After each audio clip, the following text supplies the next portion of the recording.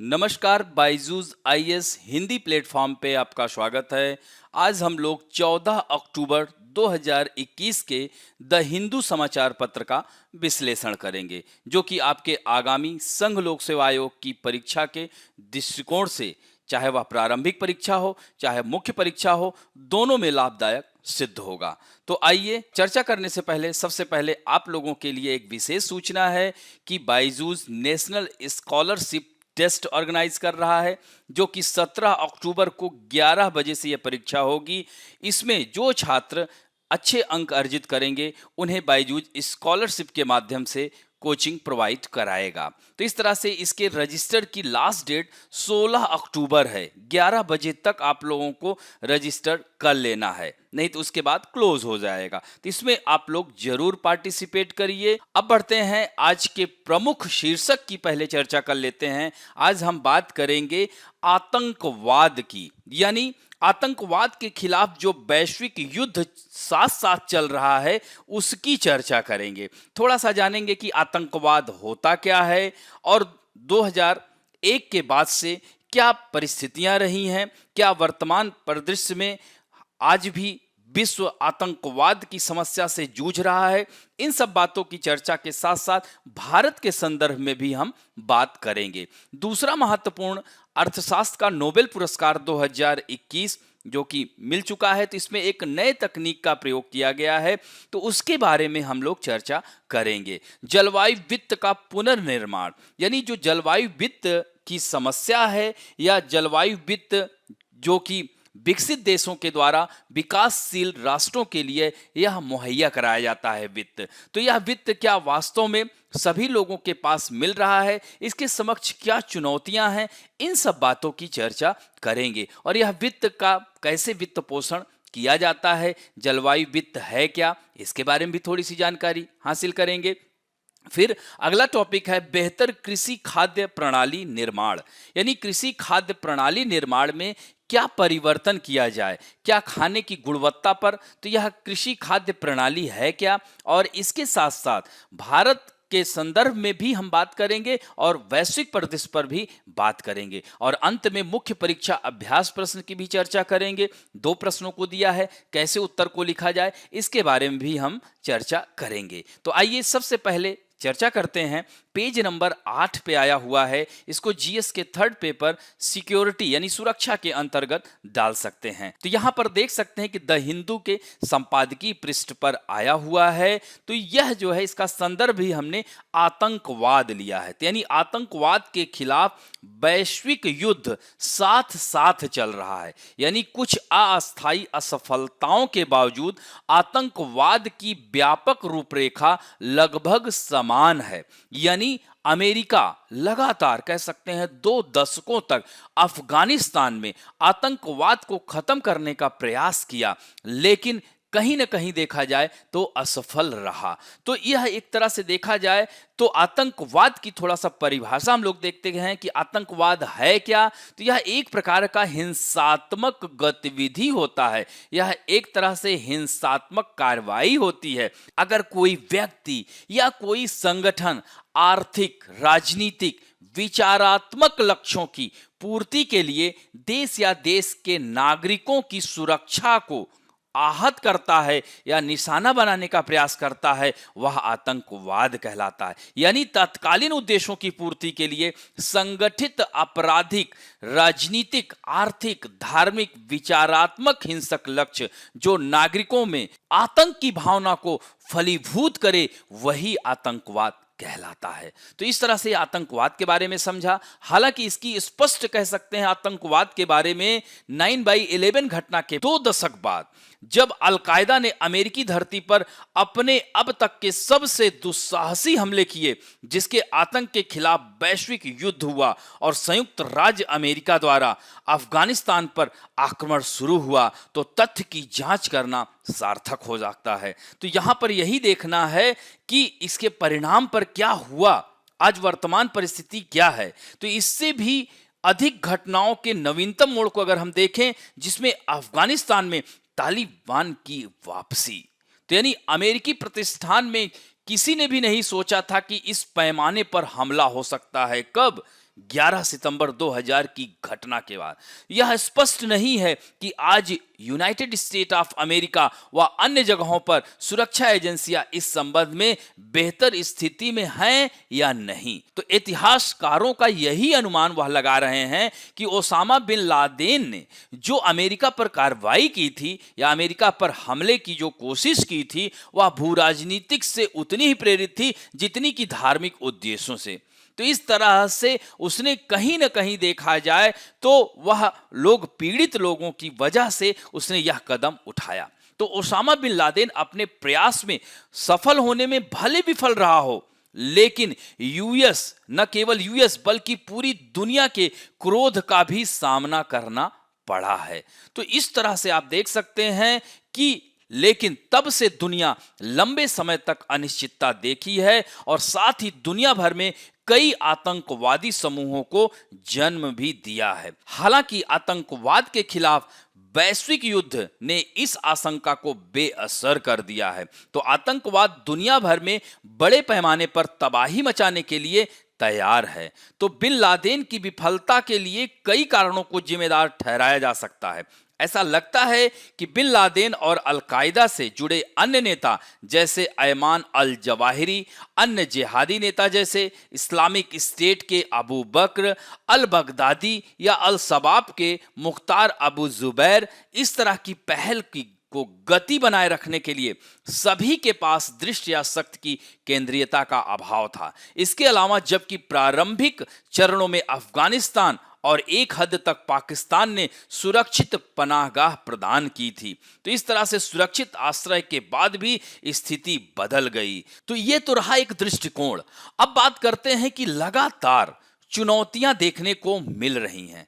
तो यह लगातार चुनौतियां, हालांकि आतंकवाद के खिलाफ वैश्विक युद्ध के 2 दशकों से आतंकवाद का खात्मा नहीं हुआ। बिन लादेन और अल बगदादी जैसे नेताओं सहित नेतृत्व के नुकसान के बावजूद, संगठनात्मक विखंडन और क्षेत्रीय गिरावट के बावजूद अलकायदा और आईएस जैसे आतंकवादी समूह आज लगातार चुनौती पेश कर रहे हैं। तो असंख्य आतंकी मॉड्यूलों पर कठोर खुफिया जानकारी प्राप्त करना कठिन रहा है। अलकायदा या आईएस के लिए एक भी कोर की अनुपस्थिति खतरे की वास्तविक प्रकृति का आकलन करना और भी कठिन बना रही है। खुफिया एजेंसियों के लिए यह सोचना आकर्षक होगा कि वर्तमान कम तकनीक वाले हमले, जिसमें छोटे हथियार शामिल हैं, तात्कालिक विस्फोट उपकरणों को सामयिक उपयोग और अलकायदा सहित आतंकी मॉड्यूल के कमजोर होने को दर्शाते हैं। तो इस तरह से विश्व के विभिन्न क्षेत्रों में विभिन्न आतंकवादी संगठन लगातार चुनौती बन रहे हैं।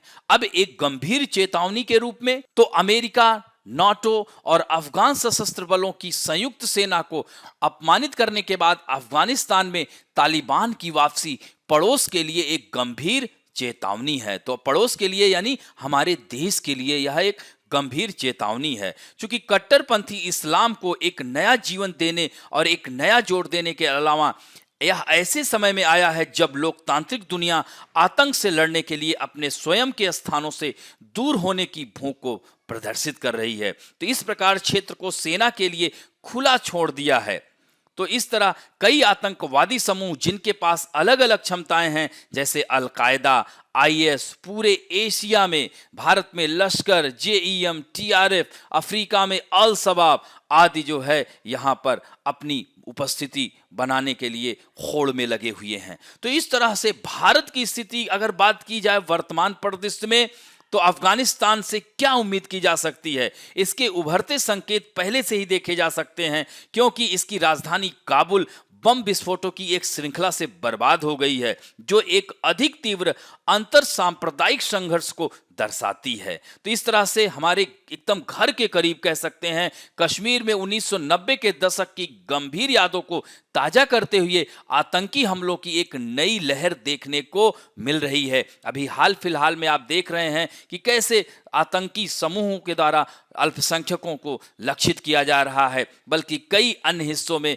सदमा देना यह शुरू कर दिए हैं। इस तरह से अफगानिस्तान पर तालिबान का आना कहीं ना कहीं देखा जाए मौजूदा प्रदेश को देखते हुए भारत के खिलाफ पासा भारी है और जम्मू कश्मीर कई आतंकी गुटों के क्रॉस हेयर में है। और इधर आप देख सकते ही हैं कि पड़ोस मुल्क पाकिस्तान है ही, जो लगातार चूंकि तालिबान से उसके अच्छे रिश्ते हैं और इस क्षेत्र में भारत के लिए वह शत्रुतापूर्ण कोशिश करके एक अघोषित युद्ध छेड़ सकता है। अब इसको नए युग के आतंक के रूप में भी देखिए तो खुफिया और आतंकवादी विशेषज्ञों का यह अनुमान लगाना शुरू कर देना चाहिए कि इंटरनेट पर भर्ती किए गए नए युग के आतंकवादियों से कैसे निपटा जाए, क्योंकि यह बहुत बड़ी समस्या, यह कोई साइंस फिक्शन नहीं है। ऐसे दूरस्थ नियंत्रकों के अस्तित्व के प्रमाण पहले से ही मौजूद हैं जो लक्ष्य चुनते हैं, यानी हमले की प्रकृति और यहां तक कि इस्तेमाल किए जाने वाले हथियार भी। तो इंटरनेट सक्षम आतंकवाद की एक पूरी तरह से यह नई शैली है जो कि एकदम पिछले आतंकवाद से एकदम बहुत अलग है। और इसी से जुड़ा साइबर आतंकवाद पूरी तरह से कह सकते हैं कि यह एक नए युग के आतंक को रूप दे सकता है। तो इस तरह से साइबर तोड़फोड़ आज कुछ स्थितियों में एक अलग संभावना है और यह सर्वविदित है कि आतंकवादी समूह जिन्हें राज्य का समर्थन प्राप्त है आज किसी अन्य देश के आईसीटी सक्षम बुनियादी ढांचे पर शत्रुतापूर्ण हमले करने के लिए साइबर तकनीकों को नियोजित करने की क्षमता रखते हैं, जबकि इन पहलुओं के बारे में बहुत कम बात की जाती है। वास्तविकता यह है कि मानव कल्पना की सीमाएं आज आतंकवादी खतरों के आभासी मानदंड बन गई हैं। तो यह नए युग का एक तरह से देख सकते हैं कि इंटरनेट सक्षम आतंकवाद, साइबर आतंकवाद, इन सब शब्दों पर भी ध्यान दीजिएगा। और अब बढ़ते हैं दूसरी खबर की ओर। पेज नंबर 8 पे ही संपादकीय पृष्ठ पे है, इसको इकोनॉमिक डेवलपमेंट के अंतर्गत डाल सकते हैं और यह जो है नोबेल पुरस्कार से संबंधित है, यानी अर्थशास्त्र का नोबेल पुरस्कार 2021, जो कि नोबेल का विषय कार्य कारण की खोज, बिग डाटा के इस युग में दुगना महत्वपूर्ण है।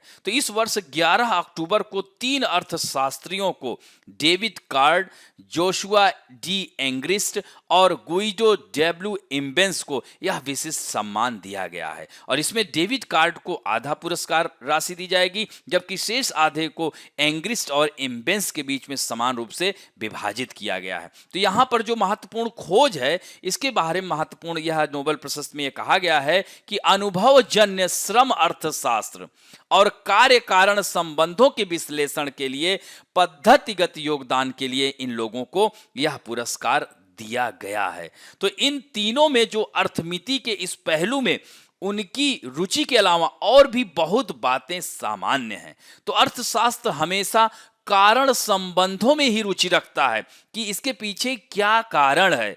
तो जो पहले से ही एडम स्मिथ की पुस्तक an inquiry in the nature and cause of the wealth of nation से स्पष्ट है। तो इस तरह से मानवीय व्यवहार के मामलों में विशेष रूप से नीति बनाने के लिए आकस्मिक संबंध महत्वपूर्ण होते हैं। यानी वर्तमान परिदृश्य में अगर देखा जाए तो मानवीय व्यवहार में होने वाले परिवर्तनों या मानवीय व्यवहार के आधार पर ही यह नीति बनाया जाता है। तो बड़े डेटा के इस युग में कार्य कारण, यानी कार्य है जहां वहां कारण भी है, तो खोज दुगनी महत्वपूर्ण है। तो जहां विश्लेषक केवल डाटा में पैटर्न की तलाश करते हैं, न कि उन्हें व्यवहारों के लिए जो डाटा बनाने की प्रक्रिया को जन्म दे सकते हैं। तो इन जो अर्थशास्त्रियों ने इसमें एक अलग तकनीक का प्रयोग किया है।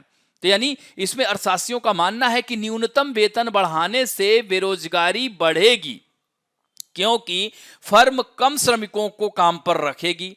जाहिर सी बात है, अगर कोई कंपनी बेरोजगारी बढ़े, मतलब न्यूनतम वेतन बढ़ाएंगे तो उससे और बेरोजगारी बढ़ेगी। क्योंकि श्रमिक जो है कम श्रमिक रखेंगे, कंपनियां जो है छटनी शुरू कर देगी। जैसे 1992 में न्यू जर्सी ने अपने न्यूनतम वेतन में वृद्धि की, जबकि पड़ोसी पेंसिल्वेनिया ने नहीं की। और इस अध्ययन ने यह बदलने में मदद की है कि अर्थशास्त्री न्यूनतम मजदूरी को कैसे देखते हैं।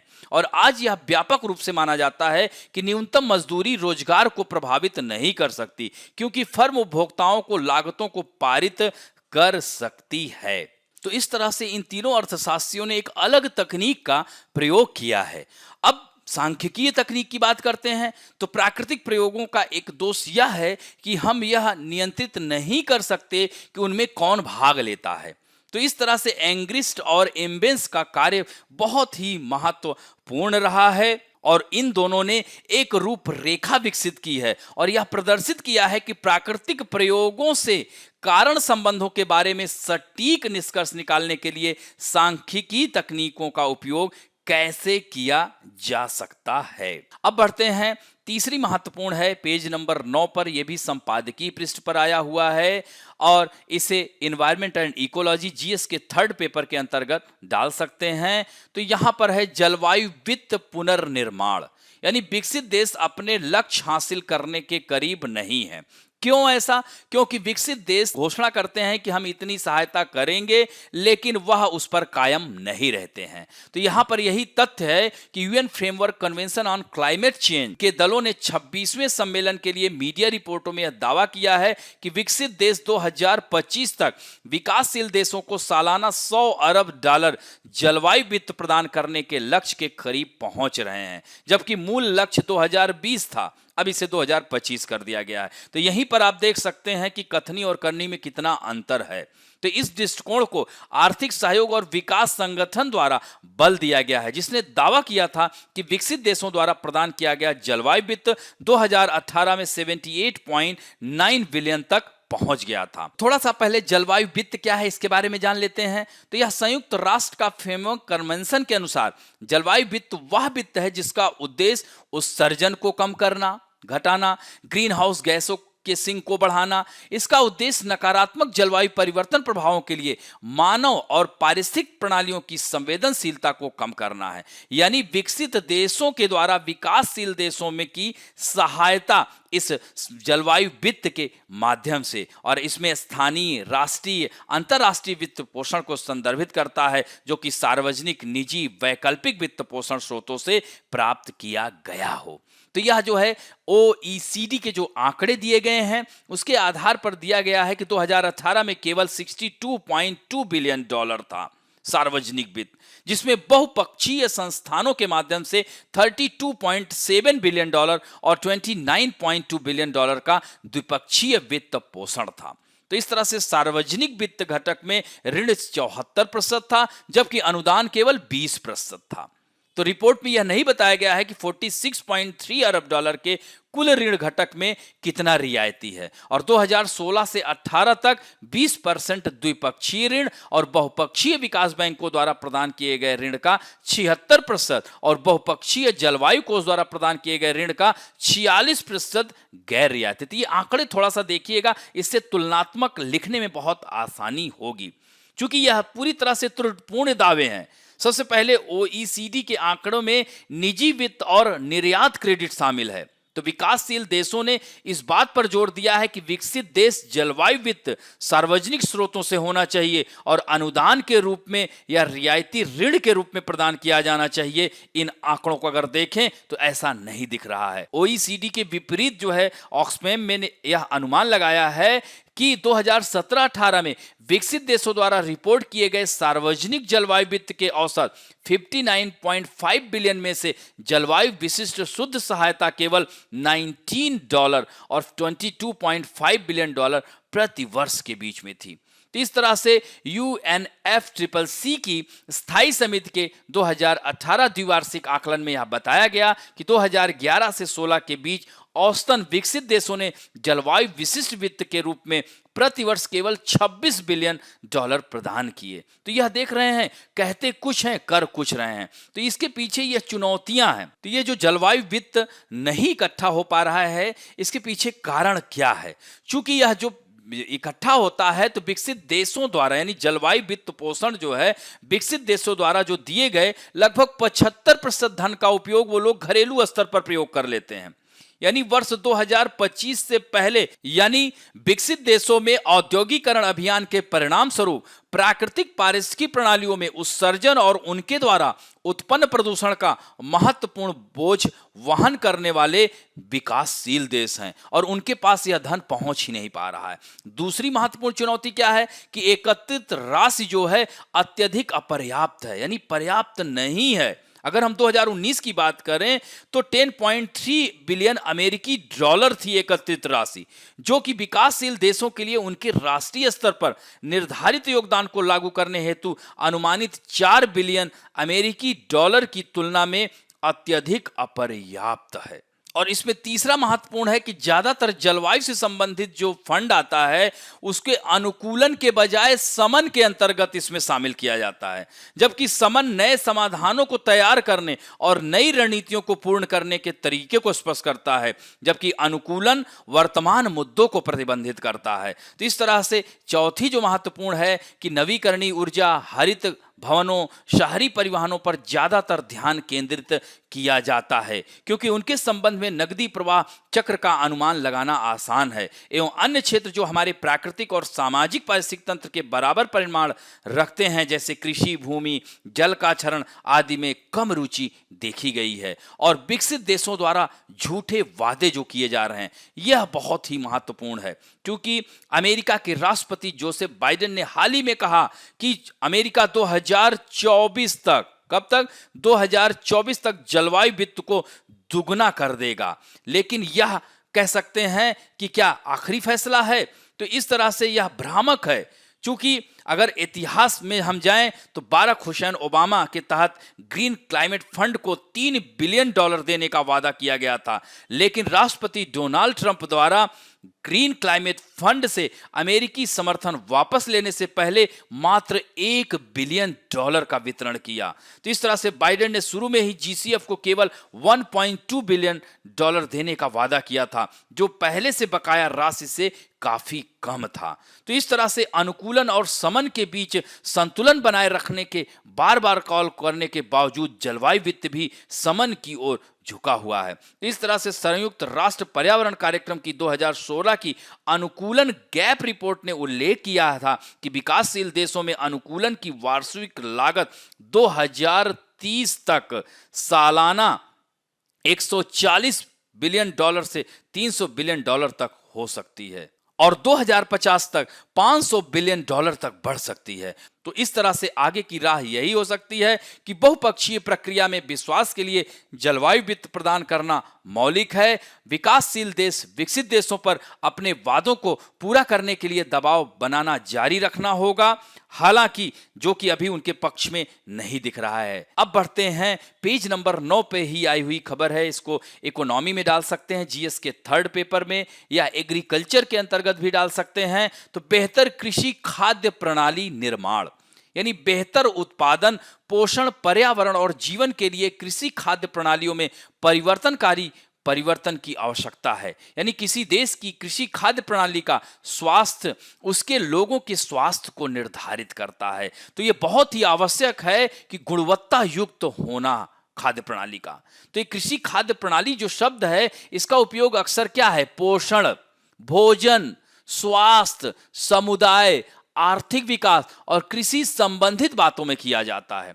तो यानी एक खाद्य प्रणाली में आबादी के पोषण में शामिल सभी प्रक्रियाएं, चाहे वह कटाई हो, चाहे वह प्रोसेसिंग हो, पैकेजिंग हो, परिवहन हो, विपणन हो, खपत हो, वितरण और भोजन और खाद्य संबंधित वस्तुओं का निपटान शामिल है। तो इन सभी के लिए आवश्यक बुनियादी ढांचे में भी इस प्रणाली के अंतर्गत ही आते हैं। तो 5वें राष्ट्रीय परिवार स्वास्थ्य सर्वेक्षण के पहले दौर के निष्कर्ष यही बताते हैं कि अधिकांश राज्यों में पोषण संबंधी संकेतक खराब हैं। यानी सर्वेक्षण में 17 राज्यों और 5 केंद्र शासित प्रदेशों को शामिल किया गया, जिसमें भारत की आबादी का 54% हिस्सा शामिल है। तो इसके अलावा व्यापक राष्ट्रीय पोषण सर्वेक्षण 2016-18 के निष्कर्षों ने सूक्ष्म पोषक कुपोषण की भूमिका पर प्रकाश डाला है। तो एक बहुआयामी दृष्टिकोण के माध्यम से देखते हैं तो भारत को बेहतर खाने के लिए भारत को बेहतर बोना चाहिए, यानी कि अच्छा क्वालिटी युक्त हमें अनाज का उत्पादन करना चाहिए। तो आहार पैटर्न और पोषण में संरचनात्मक बदलाव के लिए उत्पादन में बदलाव की बहुत ही आवश्यकता है। तो इस तरह से आप देख सकते हैं कि पोषण सुरक्षा के रास्ते में आहार विविधता में सुधार, और इस तरह से फसल के बाद के नुकसान को कम करना, सुरक्षा तंत्र को अधिक पोषण संवेदनशील बनाना, महिला सशक्तिकरण, मानकों और विनियमों को लागू करना, जल, स्वच्छता और स्वच्छता में सुधार, पोषण शिक्षा और प्रभावी उपयोग शामिल हैं, जो कि डिजिटल तरीके से किया जाए। तो एक बहुआयामी दृष्टिकोण के आधार पर हम यही कह सकते हैं कि पोषण एक जटिल समस्या है भारत की। तो यह जो है महत्वपूर्ण हो जाता है। जहां कोविड-19 ने पोषण के मुद्दे को बढ़ा दिया, वहीं जलवायु परिवर्तन ने कृषि उत्पादन को ही चुनौती दी है। हालांकि देश की कृषि खाद्य प्रणाली कृषि प्रौद्योगिकियों को अपनाने से संबंधित है, तो भारत की जैव सुरक्षा की जो आपदाओं और चरम घटनाओं के प्रति जो संवेदनशीलता है वह बनी हुई है।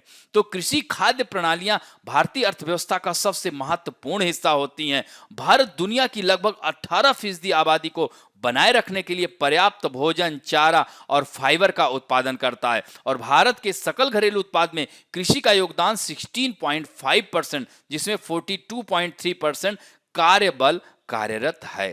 तो न केवल कृषि आय में वृद्धि करने के लिए, बल्कि सुरक्षित और पौष्टिक खाद्य पदार्थों तक बेहतर पहुंच सुनिश्चित करने के लिए कृषि खाद्य प्रणालियों की दीर्घकालिक दिशा के पुनर्विन्यास की तत्काल आवश्यकता है। तो इस तरह से पर्यावरण और जलवायु पर लागत को कम करने के लिए कृषि खाद्य प्रणालियों को पुनः उन्मुख करने की भी आवश्यकता है।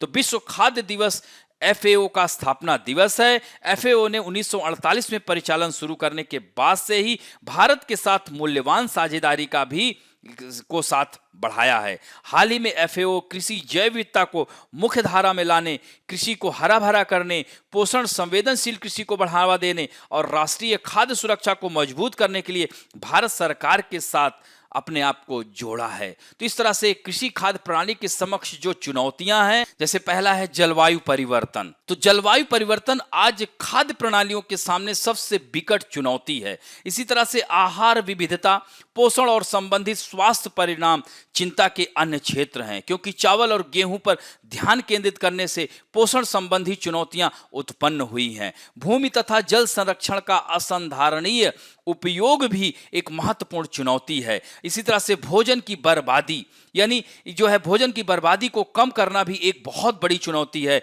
यह खाद्य आपूर्ति श्रृंखला की दक्षता से ही जुड़ा हुआ है। यानी समग्र रूप से खाद्य शुद्ध निर्यातक तथा अधिशेष उत्पादन के बावजूद भारत में कुपोषण वैश्विक औसत की तुलना में 50% अधिक है। तो इस विरोधाभासी स्थिति के कारण भारत सरकार व विभिन्न राज्य गंभीर रूप से चिंतित हैं, और इसके साथ साथ अंतर्राष्ट्रीय स्तर पर भी। तो इस तरह से आगे की राह यही हो सकती है कि सतत कृषि खाद्य प्रणालियां आर्थिक, सामाजिक और पर्यावरणीय आधारों से समझौता किए बिना सभी के लिए खाद्य सुरक्षा और पोषण प्रदान कर सकती हैं, और इस तरह से गुणवत्ता युक्त खाद्य प्रणाली ही बहुत आवश्यक है। अब बढ़ते हैं आज के मुख्य परीक्षा अभ्यास प्रश्न में। 2 प्रश्नों को दिया है। ठोस वित्तीय प्रतिबद्धताओं के बिना जलवायु परिवर्तन शिखर सम्मेलन फैंसी टॉक शॉप में बदल गया है। तो इस दुर्भाग्यपूर्ण वास्तविकता को बदलने के उपाय सुझाएं। तो यहां पर आप जलवायु शिखर सम्मेलन की चर्चा करेंगे, थोड़ा सा ठोस वित्तीय यानी वही क्या है, जलवायु वित्त क्या है उसके बारे में बताते हुए संक्षिप्त में, और इस तरह से भूमिका, यहां पर आपको भूमिका को जोरदार लिखना होगा। फिर मध्य भाग में आपको यह समस्याएं बतानी होंगी कि यह एक फैंसी टॉक शॉप हो चुका है। विकसित देशों द्वारा जो दावे किए जाते हैं वह होते हैं, खोखले दावे किए जाते हैं। क्योंकि आने वाले दिनों में जलवायु परिवर्तन या इस तरह की समस्याओं से निपटने के लिए विकास देशों को के साथ लेकर चलने के लिए जलवायु वित्त की आवश्यकता है। तो इन सब बातों को, इसके उपाय को भी अंत में सुझाते हुए अंत में निष्कर्ष को भी आपको सकारात्मक लिखना है। दूसरा प्रश्न है, एक राष्ट्र के रूप में यह हमारे भोजन की गुणवत्ता पर ध्यान देने का समय है, न कि मात्रा पर। तो इस लक्ष्य को प्राप्त करने के उपाय सुझाइए। तो इसको भी 15 अंकों का है, 250 शब्दों में लिखना है। कि कोई भी राष्ट्र तभी मजबूत हो सकता है, स्वस्थ हो सकता है, जब वह स्वस्थ या गुणवत्ता युक्त भोजन उसे उपलब्ध कराया जाए। तो इसको भी 3 भागों में तोड़ लीजिएगा, भूमिका और मध्य भाग तथा निष्कर्ष, और इस तरह से इस प्रश्न के उत्तर को लिखकर अवश्य चेक कराइएगा। तो आशा करता हूं कि आज का वीडियो आप लोगों को अच्छा लगा होगा, और अगर अच्छा लगे तो प्लीज लाइक, शेयर, सब्सक्राइब और बेल आइकन दबाना ना भूलें। धन्यवाद।